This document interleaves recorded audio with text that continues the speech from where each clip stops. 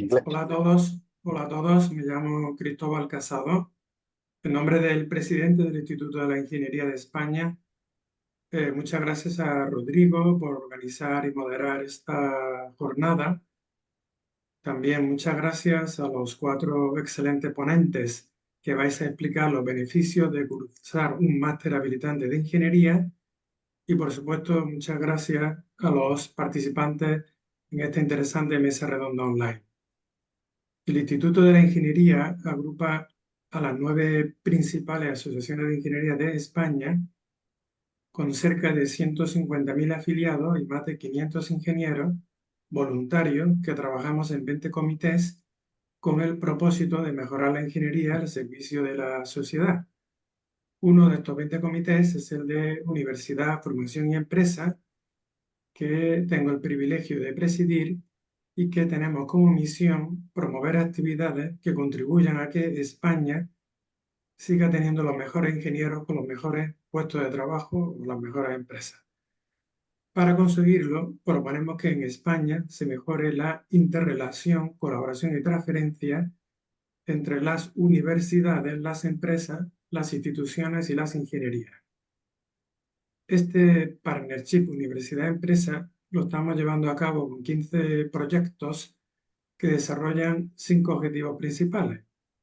Primero, promover las vocaciones por la ingeniería entre los estudiantes de secundaria, bachiller, FP y grado, mediante webinar a centros de enseñanza y un plan de visitas participativas a museos, centros de conocimiento o técnicos o industriales. Por ejemplo, en este curso 23-24 nos hemos dirigido a cerca de 30.000 estudiantes de centros de enseñanza de toda España.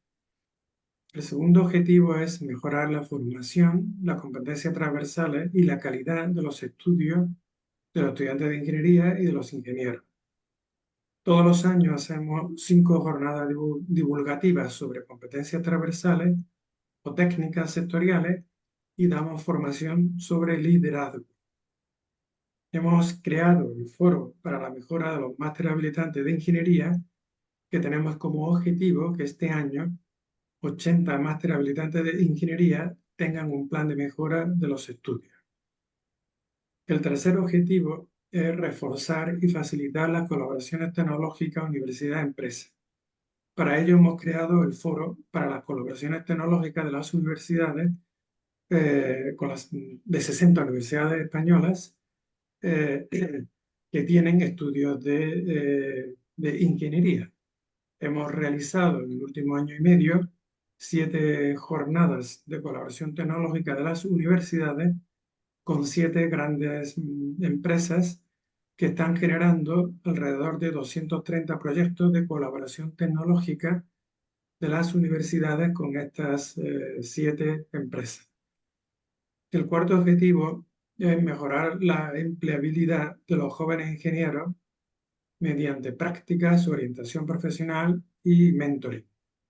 Todos los años hacemos un concurso sobre prácticas excelentes en empresas y premiamos a los 3 mejores. Y también todos los años hacemos mentoría de carrera profesional a 15 jóvenes ingenieros con ingenieros mentores de gran experiencia. Y el quinto objetivo es promover más participación de jóvenes ingenieros en las actividades del Instituto de la Ingeniería. Este año hemos lanzado un concurso para jóvenes ingenieros por un mundo mejor para premiar a los 3 mejores.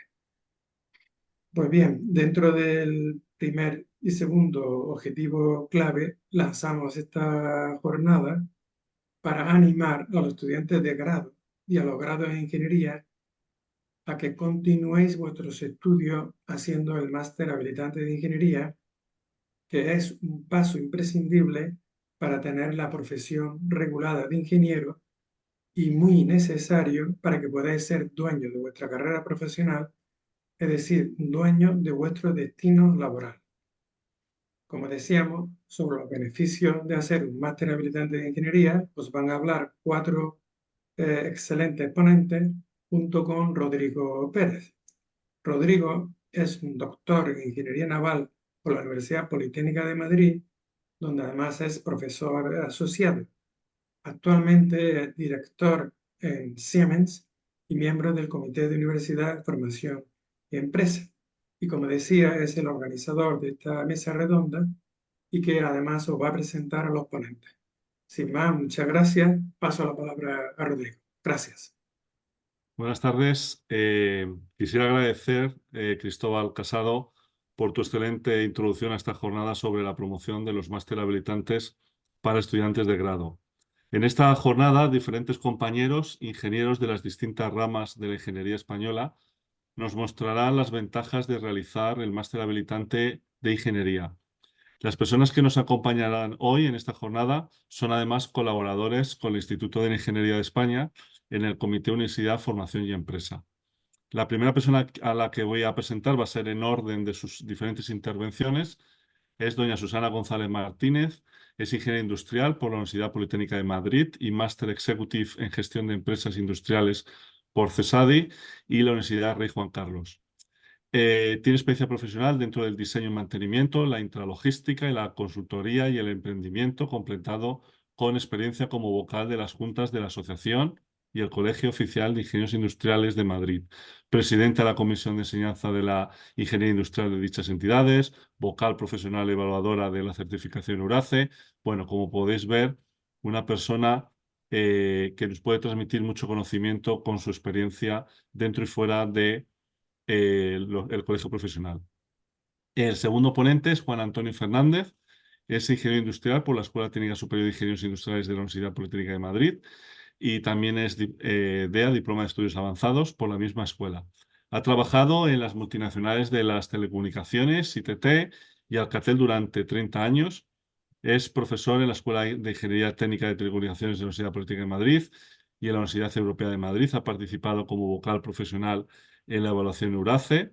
Para todos aquellos que no lo sepáis, es la certificación europea para las titulaciones de ingeniería y de titulaciones del área industrial y telecomunicaciones en la Universidad Politécnica de Valencia, Universidad Pública de Navarra y la Universidad de Jaén. También contamos con Mónica López Alonso, doctora en Ingeniería de Caminos, Canales y Puertos por la Universidad de Granada. Es profesora titular en la misma escuela y actualmente es la directora de la misma escuela. Y por último vamos a contar con José Vicente González Calatayud, que es ingeniero aeroespacial por la Universidad Politécnica de Valencia, actualmente ingeniero de sistemas de aviónica y navegación en Airbus Dianés. Importante en el caso de José Vicente, para traeros a otros proyectos que estamos realizando en el Instituto de Ingeniería, realizó prácticas curriculares del máster habilitante en Airbus que fueron reconocidas en el cuarto concurso de distinciones a la excelencia en las prácticas de alumnado de ingeniería organizado por el Instituto, por Red FUE y por INECO. El punto fuerte de las prácticas que presentó fue su TFM, su trabajo fin de máster orientado a la empresa, consistente en el desarrollo de un nuevo sistema de navegación por visión para aterrizar en pistas no preparadas. Además, durante su última etapa universitaria ha participado en diferentes asociaciones, proyectos y concursos. Para hacer la jornada mucho más amena, iré realizando una serie de preguntas a los ponentes en donde nos irán contando sus impresiones, sus experiencias personales sobre las ventajas de realizar un máster habilitante.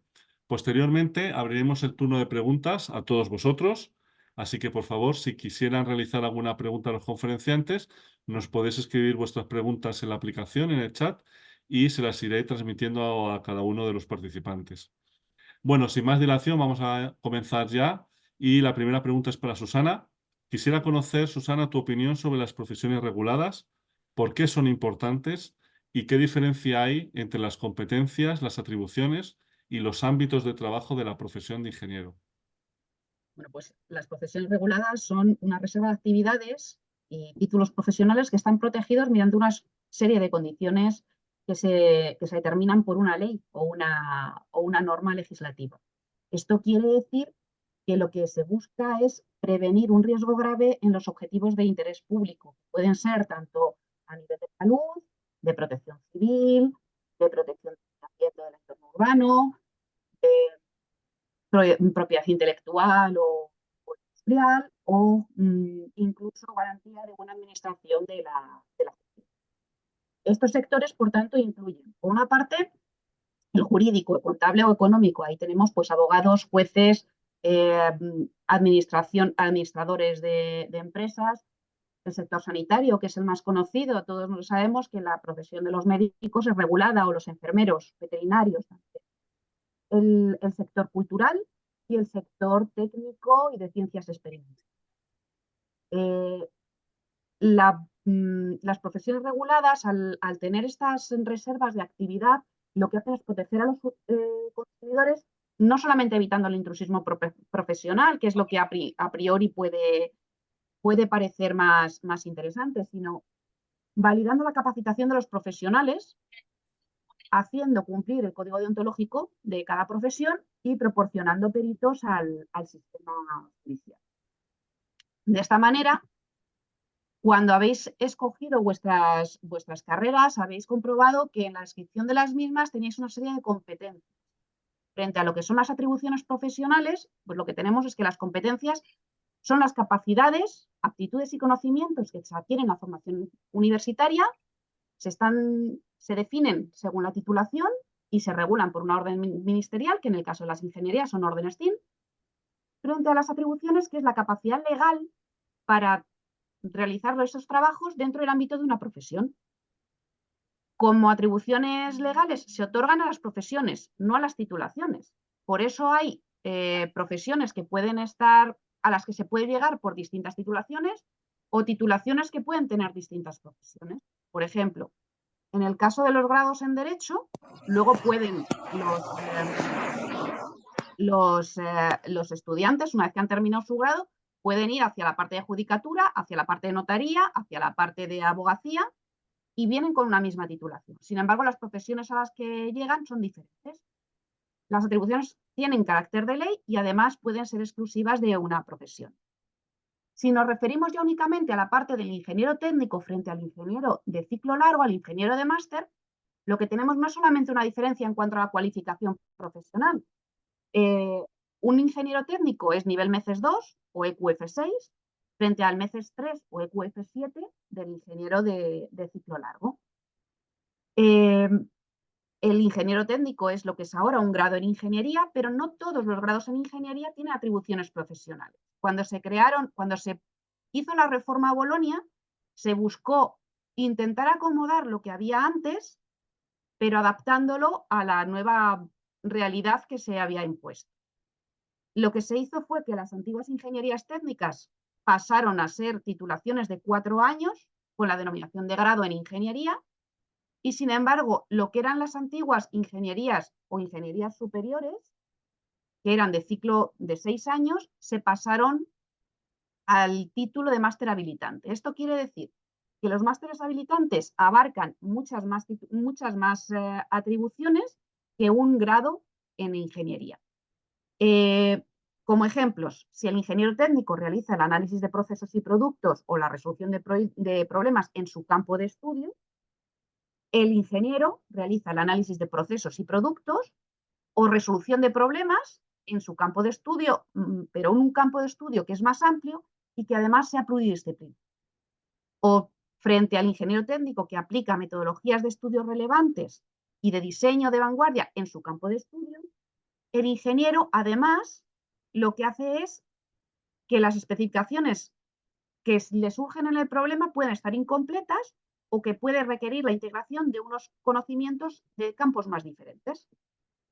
De esta manera, desde las primeras atribuciones profesionales de ingeniería que se dieron en minas con un Real Decreto de 1777 hasta la última, que es de Montes, de 1990, tenemos una serie de regulaciones para definir la profesión de ingeniero de cada una de las ramas. Entonces, los ámbitos de actuación en los que funcionan los ingenieros son tanto proyectos de instalaciones, como firma de planos y documentos, como dirección y ejecución de obras o de instalaciones, y también actuar, realizar y dirigir estudios, trabajos y organismos. Esto quiere decir que estamos capacitados para dirigir organismos públicos y privados, empresas públicas y privadas, y de hecho, como una tercera parte de los directores de las empresas del IBEX 35 son ingenieros industriales, por ejemplo, o realizar estudios. Esto nos da pie para poder entrar en todas las consultorías y asesorías que hay que hay en España, pues, y no solo en España, puesto que de lo que se trata es de realizar estudios que nos permiten averiguar cómo es esa entidad o cómo se puede mejorar un proceso determinado de alguna entidad. Los ingenieros trabajan, por tanto, por cuenta ajena, trabajan también en el ejercicio libre de la profesión, pueden trabajar también como funcionarios en la Unión Europea, a nivel estatal, en las comunidades autónomas o en los ayuntamientos, pueden realizar visados de proyectos o pueden también ejercer en la enseñanza con un máster de educación. Entonces, añadirían a sus habilitaciones profesionales las de este máster de educación para poder, tras una oposición, en el caso de empleo público o directamente para el empleo privado, en la enseñanza secundaria, universitaria o en enseñanzas. Creo que así más o menos he barrido un poquito todo. Muy bien, muchas gracias, Susana, como siempre es súper claro. Juan Antonio, quisiera que tú trataras el tema del reconocimiento de quien posee un máster habilitante. ¿Por qué es mejor hacer el máster habilitante que otro tipo de máster avanzado de tecnologías, por ejemplo, emergentes y de actualidad, un MBA o otro grado? ¿Es posible simultanear un máster habilitante con la actividad laboral full time? Bueno, son varias preguntas y voy a intentar conectarlas, diríamos, precisamente con mi experiencia profesional, porque además de todo lo que ha contado Susana, que mucha gente no conoce, dicho sea de paso, eso es muy interesante que por eso empiece para saber qué quiere decir ser un máster habilitante, porque la verdad es que creo que la gente puede saber lo que es un máster, que parece que es algo más que el grado, ¿no? Eso sí es evidente, pero lo de habilitante no se entiende muy bien. De hecho, lo que es importante también que distingáis lo habilitante y lo no habilitante. Por eso, Susana, como decía antes, muy claro. Yo le voy a referir más a mi experiencia profesional. Como has dicho, he trabajado 40 años en multinacionales y he tenido a mi alrededor miles de ingenieros, además de todo tipo, fundamentalmente eran de telecomunicación, pero claro, también había muchos industriales, incluso carreras de ingeniería, físicos, matemáticos, había de todo. Y ingenieros de todo tipo, porque en las industrias sabéis ahora que si no hay de una especialidad se coge de otra, y te puedes encontrar ingenieros trabajando en informática y al revés, informáticos trabajando en ingeniería. Bien. Lo que yo percibía a través de esos miles de ingenieros es que, incluso ya al entrar así ocurría, porque antes sabéis, desde Bolonia, las carreras no eran como ahora secuenciales, es decir, que primero hacías un grado y luego hacías un máster. Eso ya veremos luego, comentaré un poco que eso es una enorme ventaja, no un inconveniente, sino que ya teníamos que decidir si hacías una carrera que llamaban de ciclo largo y te hacías lo que llamaban ingeniero. Se le añadía el tema de superior porque cuando se creó la diferencia, se unieron el nombre de perito a ingeniero técnico, se asoció, pues ya se creaba el problema de que había una diferencia ya de ingeniero técnico e ingeniero superior. Bien, pero realmente eran dos carreras distintas, claramente. Muy poca gente, aunque se podía, era muy difícil pasarse de ingeniero técnico a ingeniero superior. Había que una cosa que se llamaba curso puente, que era una barrera casi insalvable. Yo, de mis compañeros, no sé si de los 150 de la promoción mía, pues no sé si 2 o 3 habían hecho el curso puente. Ahora, por eso digo que es mejor lo que hay ahora, porque yo creo que es mucho más fácil pasar, diríamos, del grado al máster. Las condicionantes no son tan grandes, ni hay que hacer cursos puente, ni nada. Sobre todo para algunas especialidades también hablaremos de eso. Pero lo que quiero transmitir es que había dos carreras distintas. De hecho, al entrar en la empresa, como digo, pues se diferenciaban. Los que habían hecho carreras de 3-4 años, las empresas son muy simples. No os creáis que el tema este de las leyes que ha mencionado Susana, eso es más en la administración pública. En las empresas son muy prácticas, muy pragmáticas. Entonces dice, ingeniero de 3-4 años, hay ingenieros de 5 o 6 y punto. Y de hecho entrabas ya en una distinta categoría, punto. O sea, cuando entrábamos ya en la empresa sabíamos que íbamos a tener una trayectoria distinta. Entraban los ingenieros técnicos 3-4 años en lo que llamaban entonces grado 10, en las empresas sabéis que hay grados, categorías, etcétera, Tiene unos nombres, pero a veces tiene unos niveles. Los ingenieros superiores pues estaban en grado 13 y ya está. A partir de ahí pues hacías tu carrera profesional. ¿Qué es lo que yo observé, como digo, en mi experiencia profesional? No solamente que eran carreras distintas, sino que tenían un techo los ingenieros técnicos. Aunque fueran muy buenos, muy buenos, muy buenos, llegaba un momento que era de cristal, porque en ningún sitio decía que alguien no podía pasar del grado 15, pero de facto no se podía pasar de grado 15 en un ingeniero técnico. A mí eso me produjo, fijaos, una gran desazón en el sentido siguiente. Naturalmente yo tenía subordinados que eran ingenieros superiores e ingenieros técnicos, pero este aquí que tenía un ingeniero técnico que era excelente y no le podía promocionar. O sea, había una limitación, que a veces está relacionada con una cosa que no os enseñan mucho en las escuelas, pero que la tenéis que tener en cuenta, ha mencionado antes Cristóbal, que era el tema del liderazgo. Normalmente, una empresa, cuando contrata a un ingeniero, le contrata, teniendo en cuenta que naturalmente es el puesto de más nivel, de los que se pueden contratar, un titulado en esos niveles, sería equivalente pues, a abogado, médico, etcétera. Es decir, todo titulado superior, que por eso sean titulados superiores, pues es porque normalmente pues van a dirigir un equipo. Sabéis que ahora se trabaja en equipos, ya lo habéis oído hablar eso, aunque en la universidad no se trabaja en equipo. Estamos intentando fomentar con estas las competencias transversales que se trabaje en equipo. Yo no estudié nada en equipo, todo lo contrario. Mi formación fue individualista pura y dura. Ahora se os ha ido transformando, pero cuesta mucho. Sin embargo, en las empresas eso no es así. Es decir, un ingeniero va a trabajar en equipo, pero cuando eres un ingeniero no te contratan solo para trabajar en equipo como un currito que hace cosas técnicas, sino que antes o después lo que te quieren es para dirigir un proyecto, un equipo. Es decir, vas a tener que tener como subordinados a otros ingenieros normalmente, etc. Bueno, pues hay un problema de liderazgo, es que nunca, o no es fácil, que un ingeniero técnico pudiera dirigir a ingenieros superiores. Luego ya creamos una dificultad añadida al hecho de la promoción.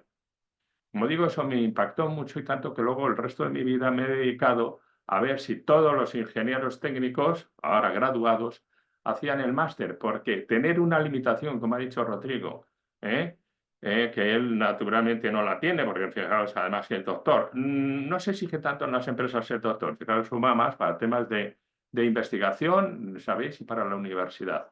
Yo también he estado 20 años en la universidad, 11 en una pública y 10 en una pública y 11 en una privada, y entonces ahí sí que era exigible, efectivamente, va a ser catedrático, etcétera, incluso para dirigir los puestos de la universidad, y no digamos para investigar, pues tienes que ser doctor. Normales empresas no, pero sí tienes que ser ingeniero superior, si no tienes inmediatamente un techo y bastante limitado.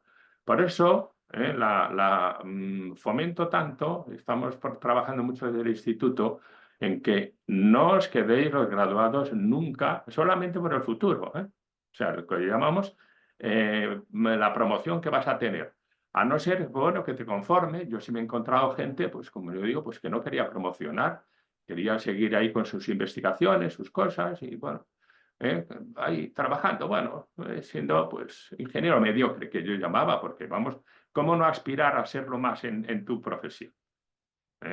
Fijaos, es que yo lo veo, que claro, me da mucha rabia, por ejemplo, con el tema de los médicos, que ahí no han hecho, dentro de las ciencias de la salud, no han hecho el mismo nombre que tenemos nosotros los ingenieros, que es ingeniero técnico, ingeniero superior, en el nombre, o grado y máster, ¿no? Allí las enfermeras que trabajan 4 años para obtener su grado, no se llaman mediquillo, se llaman enfermera. Sin embargo, los médicos que han hecho 6, y todo más cosas que tienen que hacer, como sabéis, pues tienen sus 6 años, y todo el mundo distingue que una enfermera no es un médico y viceversa. Bueno, el médico se puede hacer de enfermera, dicho sea de paso. Sabes que también puede poner inyecciones y cosas así. Bien, aparte de esta broma que quiero transmitiros es que si no os lo han contado en la escuela donde estéis, por eso hacemos esta sesión en el instituto, es que tengáis en cuenta que ya de entrada salís con el hándicap. Fijaos que muchos de vosotros solamente conseguir el grado os ha costado sangre. ¿Qué más da hacer un poquito más, como yo digo, la inversión es rentabilísima. El otro día leía un artículo en que ya de entrada un máster gana de media, además, fijaos, de media, que es mucho más, un 11% más, ya de entrada. Y fijaos luego, te limitan las posibilidades de promoción. Termino con una cosa que decía Rodrigo, aunque luego le iba a contestar un poco más con más detalle. ¿Y por qué no hacer un máster no habilitante o por qué no hacer un MBA o por qué no dedicarse a eso, a formar idiomas o hacer un curso en el extranjero, otro máster, etcétera, etcétera? Porque eso es un poquito tergiversar el orden que hay que llevar en esto. El orden por lo menos en la profesión de ingeniero, está clarísimo. Haces el grado, ahora haces el máster, después haces efectivamente el máster. Este consejo me lo han pedido madres de alumnos que iban a terminar el grado y me decían en la universidad, ¿y ahora qué debe hacer mi hijo? Lo tenía claro. Porque pensaba, por ejemplo, que hacer un MBA pues era un adorno importante. Es decir, un ingeniero de grado con un MBA parece que iba a ser más. Y desengáñese, señora, que en la empresa siempre verán que es un perito venido a más. Es decir, es un perito que tiene máster, pero toda la vida será un ingeniero técnico, no se da cuenta. Los propios ingenieros verán a su hijo como que es un ingeniero técnico que mira por dónde se adornó con un MBA. El MBA hay que hacerlo después, efectivamente. Muchas empresas, en las que yo estaba, a la gente que pitaba, pues le pagaban su MBA y todo, para que, en fin, fuera un ingeniero además que fuera capaz de adquirir esos conocimientos, fijaos, muchas competencias transversales que queremos también dar en la ingeniería. Y creo que he contestado a casi todo. Sí, así es, Juan Una Antonio. pregunta más Excelente. me habías hecho 3. Sí. Te había hecho la pregunta de, el último es si es posible simultanear un máster habilitante con la Sí, actividad perdón, sí, laboral es full time. importantísima pregunta, porque efectivamente los ingenieros de grado, entonces, ingenieros técnicos, lo que yo les recomendaba, ¿y por qué no haces el segundo ciclo? Es decir, el máster actual. Eso complicado. Trabajando y estudiar, sabéis, los que algunos posiblemente lo estéis haciendo ya, aunque seáis de grado y tal, es pelín complicado. Eso además se puede hacer casi recién titulado, porque luego uno entra en la vorágine familiar y en la vorágine del propio trabajo y no tienes un solo día libre. Lo que estoy intentando por ese lado es que sea al revés, es decir, que las universidades sí puedan tener másteres habilitantes que vayan dirigidos a los graduados en activo. Ahí están todavía muy reticentes, algunas ya lo están abriendo, naturalmente las privadas sí, porque eso es lo que pasa, que tienen el inconveniente, entre comillas, como decía el otro día, que pelín caro, porque sabéis que, claro, en la pública pues se paga solamente un séptimo de que vale, lo demás no lo pagan todos los españoles a través de los impuestos, esas son las ventajas de la pública. La desventaja en este caso que tiene la privada es que sí tiene ese tipo de másteres para la gente que trabaja, naturalmente, para dar facilidades. Algunas universidades ya lo están haciendo, lo cual yo me alegro mucho. Y estamos intentando impulsarlo desde el instituto. Es decir, algunas ya me están contando, porque ahora estamos trabajando en el tema este de mejorar los másteres habilitantes, en que ya están poniendo las prácticas los viernes por la tarde. La clase por la tarde. En fin, pero puedo deciros que en ese caso es escaso. Yo lo que sí recomiendo es que efectivamente también está la UNED, etcétera, que también se puede hacer así. Es decir, hay algunas universidades y en general todas están un poco tendiendo a ello, a dar facilidades para que se puedan simultanear, porque yo comprendo que no es nada fácil, pero en cualquier caso, tenerlo en mente siempre. Aunque ya han pasado 2 o 3 años y estoy pensando en hacerlo, porque ya habéis podido observar en vuestras carnes que en una empresa, sobre todo, ya digo, en las grandes empresas, en las pequeñas, bueno, pues como solo tienen ese ingeniero, pues le promocionan sí o sí. Pero en otras, en grandes empresas y medias, lo tenéis muy limitado, ni aun cambiándote de empresa, es decir, me voy a otra, no, es igual, este problema lo vas a tener y tal. Es decir, intentar hacerlo, las universidades ya están, algunos además, porque tienen problemas de llenar sus másteres, que están haciendo másteres con muy pocos alumnos, con lo cual de esos podréis beneficiar en el futuro, porque seguro que sí que van a hacer másteres compatibles con la actividad profesional. Es verdad que se me había olvidado esta parte importante. Gracias, Rodrigo, porque eran 3 Nada. preguntas. Muchas gracias, Juan Antonio. Siempre es un placer escucharte. En tu caso, Mónica, me gustaría que aportaras algo de luz a las diferencias entre un grado y un máster habilitante. ¿Podrías, por ejemplo, compararnos las profesiones de grado y máster con un ejemplo? En tu caso, las profesiones de ingeniero técnico de obras públicas y la de ingeniero de caminos, canales y puertos. Muchas gracias. Bueno, gracias también al Instituto de Ingeniería de España por organizar esta mesa online. La verdad es que después de las intervenciones de mis compañeros anteriores, pues ha quedado suficientemente claro, pero bueno, voy a personalizarlo un poco en el grado de Ingeniería Civil y en el máster de Ingeniería de Caminos, Canales y Puertos. Como bien han explicado los antecesores en la palabra, son dos profesiones que están reguladas por orden CIN. Eso significa que tienen unas competencias que, como bien decía Susana, pues las protege la ley. Y en nuestro caso, el máster, que el máster es habilitante, pues permite firmar una tipología de proyecto que si haces el grado de Ingeniería Civil, pues no puedes firmar. Por ejemplo, un graduado en Ingeniería Civil, la Orden CIM les habilita para la profesión de ingeniero técnico de obras públicas. Y ellos pues, pueden tener competencias en construcciones civiles, en hidrología, en transporte y servicios urbanos.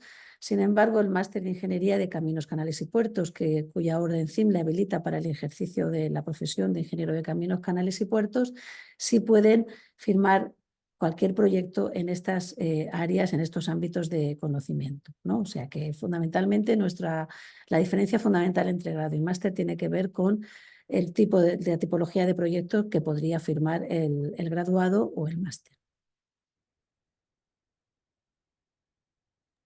Muy bien. Muchas gracias, Mónica. Muy buena aportación. Y por último, José Vicente, como ganador del concurso de Instituto de la Ingeniería a la mejor prácticas o prácticas a la excelencia, como lo llamamos, y también con tu experiencia como becario y luego trabajador, entiendo que tuviste que decidir si hacer o no el máster habilitante después de haber superado un grado. Seguramente ya tendrías trabajo, prácticas. ¿Qué ha supuesto haber hecho el máster en tu vida profesional? Y si lo volverías a hacer. Y como segunda pregunta, me gustaría saber qué opinión tienes acerca de hacer el máster una vez llevastes unos años trabajando. Hola, buenos días a todos. Muchas gracias, lo primero, por invitarme a este webinar. Es para mí un honor. Y también decir que, bueno, de las intervenciones del resto de ponentes, que he aprendido cosas que, aun habiendo hecho el máster habilitante, desconocía. Así que también para mí ha sido bastante útil. Y bueno, me había preparado una pequeña presentación para contestar estas preguntas. Aquí. Decidme si se está viendo el PowerPoint. Sí, se está viendo. Si lo puedes Vale. poner en modo perfecto, ahora en modo Sí, he presentación. reutilizado las diapositivas que empleé para el concurso, alguna de ellas. Y bueno, por Ujú. contar un poco sobre mí, pues yo cursé el grado de Ingeniería Aeroespacial en la Universidad Politécnica de Valencia y quiero contar mi punto de vista personal, que yo creo que estaba en la misma situación que estará mucha de la gente que nos está escuchando en el día de hoy, que no sabía muy bien si hacer el máster habilitante o no. Mm, Escuchas muchas opiniones de gente que te cuenta sus ventajas, otra gente que dice que a lo mejor es mejor especializarse. Y yo la verdad que también, como justo cuando hice cuarto de carrera, es cuando estábamos en una situación del confinamiento por la pandemia, el entrar al mercado laboral no estaba tan fácil, consideré que también la mejor opción era continuar con el máster habilitante. De momento lleva un camino para que Y, porque las partidas que ha y hecho bueno, en en mi caso es una decisión de la que estoy totalmente contento de haberla tomado porque me permitió desarrollar mi formación en otras especialidades, aparte de la que ya había cursado en la carrera, como comentaré más adelante, y aparte el segundo año realicé prácticas y un TFM orientado a la empresa, que son las que comento aquí en Airbus Defence and Space, y aparte fui becario, como se comentaba, por medio del programa Discover, y eso me ha permitido al final poder entrar en plantilla. Bueno, este es el TFM que hice en las prácticas, con el que me presenté al concurso que organiza el instituto, que no sé si estáis a tiempo para años venideros, pero yo lo recomiendo enormemente. Y en cuanto a beneficios para cursar el máster habilitante, por mi parte, yo primero destacaría la formación completa, porque por lo menos en aeroespacial, ahí en Valencia, en la Universidad Politécnica, había 3 especialidades y tienes que elegir una durante el grado. Yo en mi caso sabía alguna parte de la que no me quería dedicar dentro de la carrera, pero había muchas partes que me gustaban y creo que el hacer la formación completa y ver el resto de especialidades me ayudó a, pues aparte de ser un mejor ingeniero, a luego saber mejor lo que me gustaba y lo que no. Por tanto, me ayudó a decir dónde especializarme. También creo que una de las ventajas de un máster habilitante es la calidad-precio, porque al final hay másteres en los que te especializas que el precio es bastante alto y según que hay gente que no se lo puede permitir y yo considero que el habilitante pues tiene una muy buena calidad-precio. Otra ventaja diría que son la posibilidad de hacer prácticas curriculares para luego entrar al mercado laboral, porque durante el grado no suele ser tan fácil hacer las prácticas y en el máster normalmente el segundo año se fomenta bastante, al menos en mi universidad, que se hagan prácticas. Y yo creo que lo ideal es hacer prácticas y también un TFM en ellas orientado a la empresa. Luego, bueno, aquí he comentado lo de capacidad de firma como se ha comentado también anteriormente. Y lo de las mejores condiciones laborales es un hecho, que eso lo ha comentado Juan Antonio, si no me equivoco, que era un 11% de media el salario superior. Y yo por amigos y por gente que conozco, confirmo que es así, que en muchas empresas, sobre todo las grandes, el tener un máster habilitante, reconocen también otros máster, pero el habilitante casi siempre, y eso ya te supone un salario de entrada mayor, lo cual también creo que es una ventaja. Y un poco sería eso. Muy bien, pues fantástico, José Vicente. La verdad es que siempre es de agradecer que los que habéis salido hace poco, pues nos contéis vuestra impresión, ¿no? Entonces, este evento está organizado para que todos los que estáis asistiendo hagáis las preguntas que consideréis oportunas. Estamos aquí para responderos. Seguramente preguntas que os hayáis hecho muchas veces, pero no os las hayan resuelto.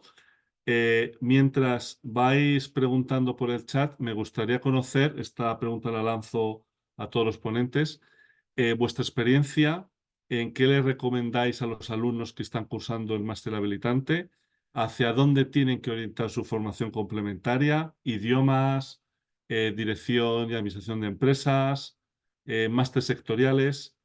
Así que si os parece, bueno, sentiros libres de tomar la palabra a aquel que lo estime oportuno. Yo si empiezo porque he dejado algo en el tintero, creo que no lo había contado bien, que es exactamente esa pregunta que le ha contestado también un poco José Vicente, es ¿qué hago después, ¿no? del grado? ¿Cuál sería el orden lógico y recomendable? Además, de verdad, es decir, se cumple siempre. En el caso de nuestro de la ingeniería, no puedo opinar por otro, es decir, que tiene que hacer un médico, o sea, hacerse oncólogo, porque en el futuro va a haber mucho más clientes del tema del cáncer y como les pasa ahora a los dermatólogos, ¿no? Que no hay. Entonces, lo lógico es pues hacer dermatología, claro, sea lo que sea, especializarse y tal. No, yo creo que primero lo que hay que buscar realmente es bueno, el orden siempre sería el grado, el máster habilitante, que es una garantía de futuro, aunque esté muy de moda ahora la industria 4.0, eso se pasará a integrar luego en la carrera de ingeniería industrial y punto. Es decir, y luego cuando ya acabemos con la ingeniería 4.0, como me decía alguien de caminos, cuando no tengamos que hacer puertos, que estén todos hechos, que me tengo que ir de España. Hombre, si supiera también de carreteras, pues a lo mejor me pongo a hacer carreteras. Es muy importante porque el máster habilitante también todo el mundo se pronuncia, sobre todo los que lo reciben, es que debía ser generalista. Ahí os puedo decir que es que son las universidades las que no sé por qué, yo en eso me he peleado mucho, es por qué quieren hacer los másteres también especializantes. Es incomprensible. El máster lo que se trata es de aunar, como muy bien ha dicho José Vicente, tener una amplitud de miras. A un máster habilitante lo que le van a pedir es que eres ingeniero, como mucho, con el apellido industrial. Los apellidos, no lo olvidéis, quitan empleabilidad, por razones obvias. Es decir, si tú solo lo que sabes es de aeropuertos, pues te emplearán lo de los aeropuertos. Pero si es para construir aviones, pues a lo mejor, pues en fin, no tiene mucho que ver un aeropuerto con un avión, aunque esté todo metido en la misma carrera, ¿no? Pongo este ejemplo porque los industriales es verdad que somos más generalistas, pero también nos intentan hacer másteres especializantes. Esos son de las grandes politécnicas que deben de tener, claro, mucho profesor que sabe mucho de todo y tal.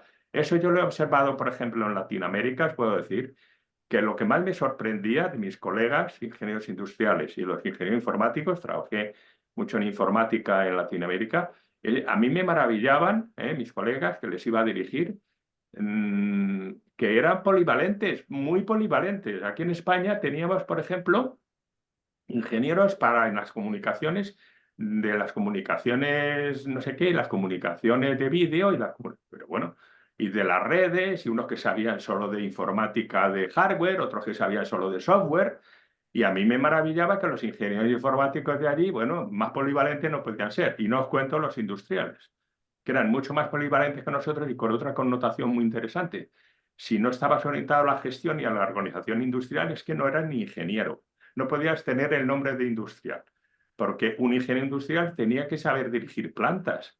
Y aquí, pues no hay, en fin, ni siquiera hay especialización de esa de gestor de plantas, ¿no? Industriales. Bien, entonces el orden sería ese. Luego, los especializantes estos o sectoriales, como ha mencionado Rodrigo, muy interesantes, los que estén de moda y tengas que trabajar en ello, y además hasta decirle a la empresa, me lo pagues. Yo he tenido muchos alumnos que se lo pagaba la empresa, efectivamente, ¿no? Los másteres, por ejemplo, los de, como estaba de moda, las energías renovables, un éxito total, pero hasta se lo pagaban a algunas empresas. Pero esos ya eran ingenieros superiores, estos que hacían energías renovables, que estaba muy de moda. Y por último, sí puedes hacer MBAs y todo esto, que son complementos magníficos, o marcharte por la propia empresa, que yo lo recomiendo también mucho, a trabajar en la misma empresa en otro país, etcétera, etcétera. Hacerte multinacional es muy interesante para la progresión profesional. Y con esto acabo, el tema este que Muy bien, muchas creo que gracias. he dejado. ¿En qué orden se debe de hacer esto, no? Muy bien. Como hay ya varias preguntas de la audiencia, Mónica, Cristóbal, Susana, en este orden, según habéis levantado la mano, si podéis ser lo más breve posible.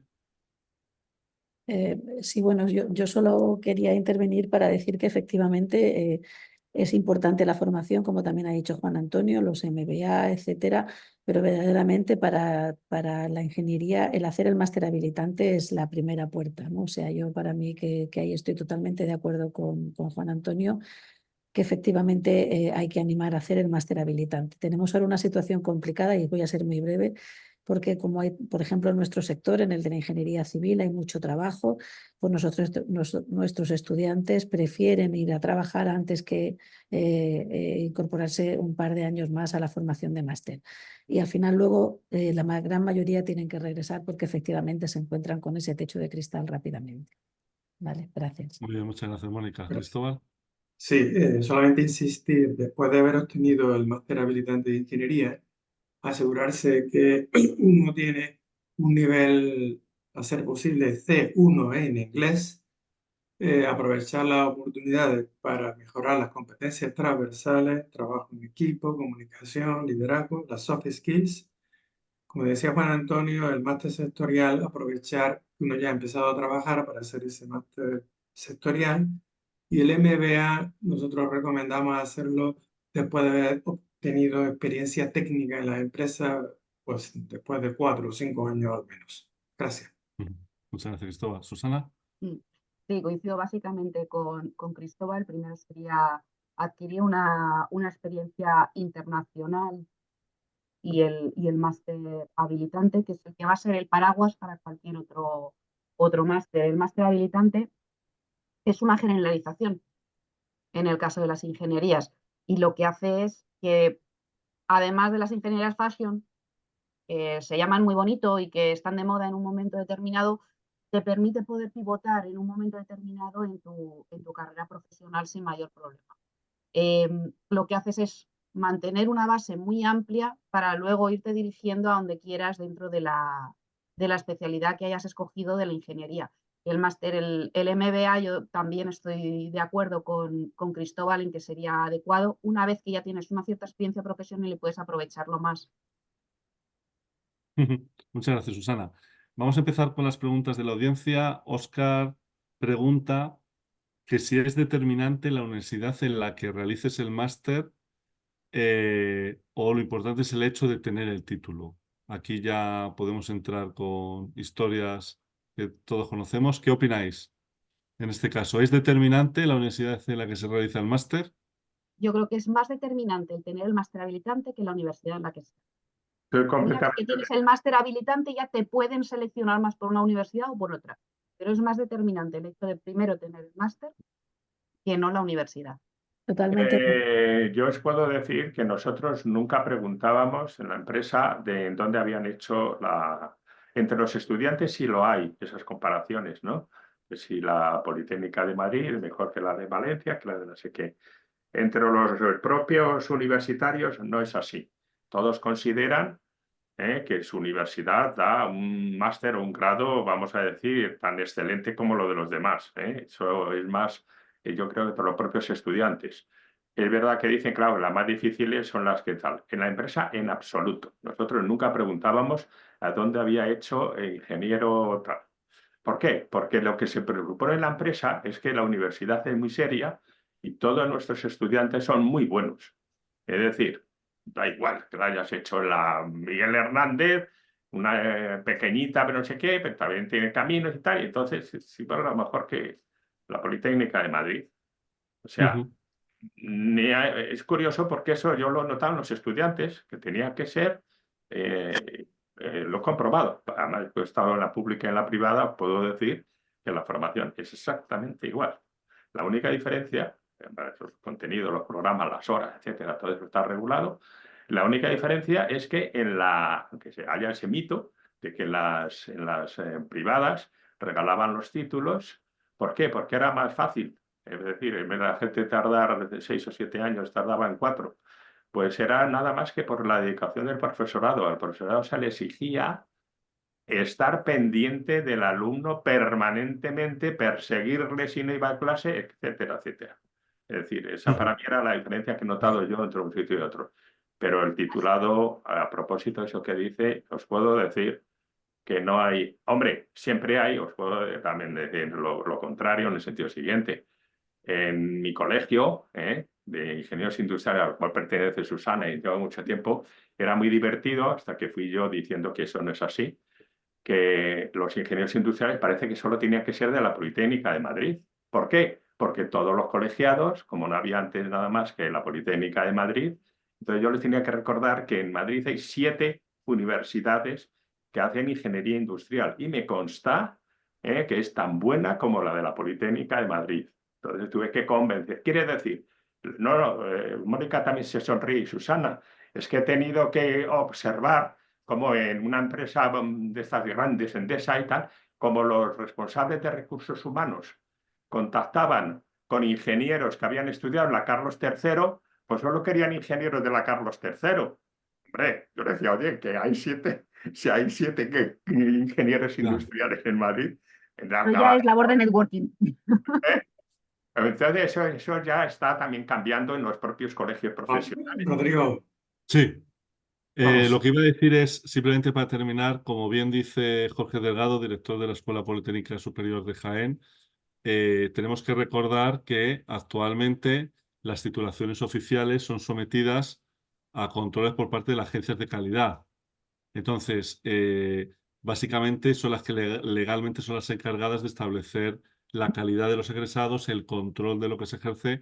Es decir, existen unos medios que lo que buscan es que cualquier escuela superior donde se vayan a ofertar esos títulos, los alumnos salgan capacitados, habilitados, y por eso mismo cualquier egresado que salga de un máster habilitante puede colegiarse en su colegio profesional determinado.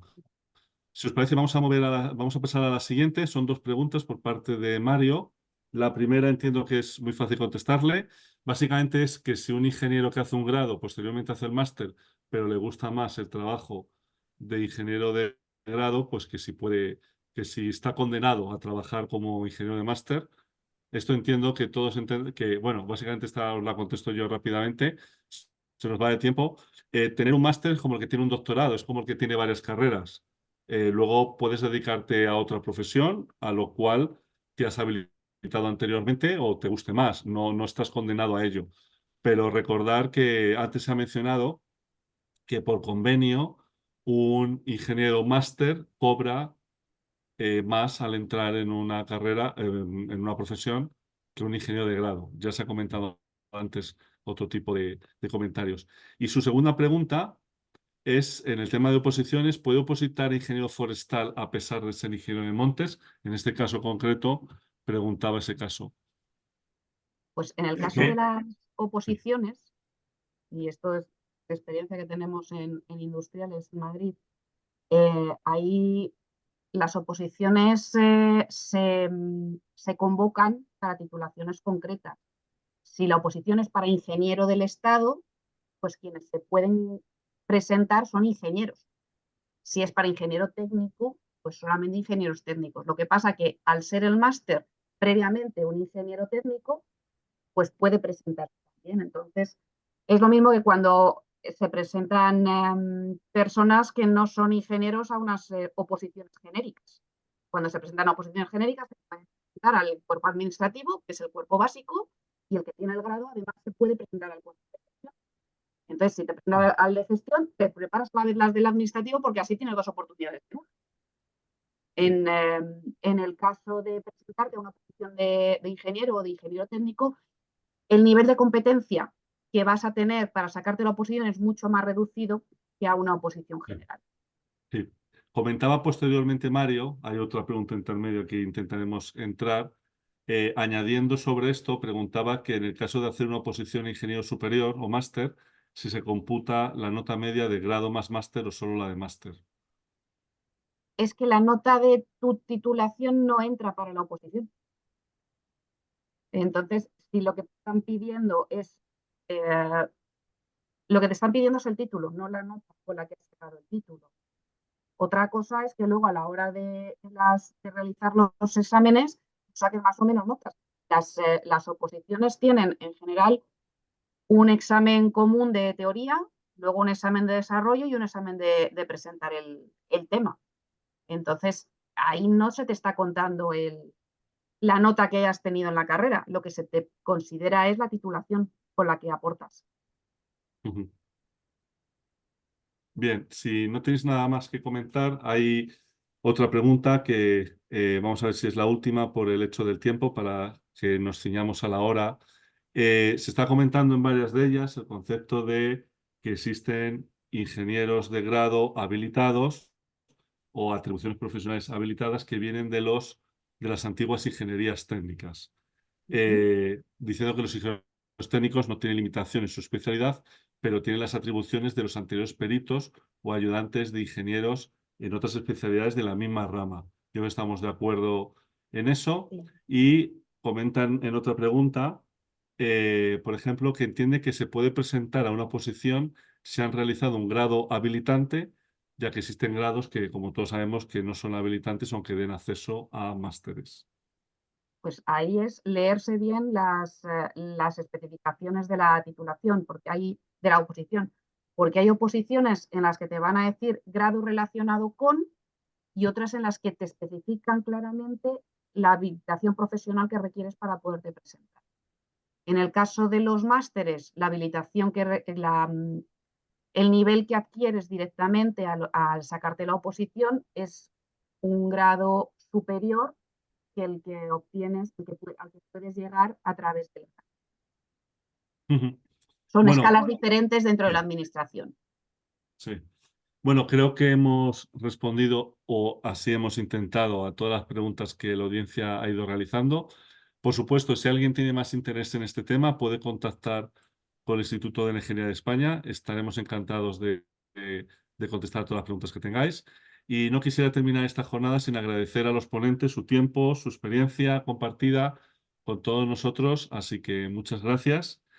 Y de este modo damos por concluida esta jornada, esperando que haya sido de interés para los asistentes. Y bueno, muchas gracias y que paséis todos muy buena tarde.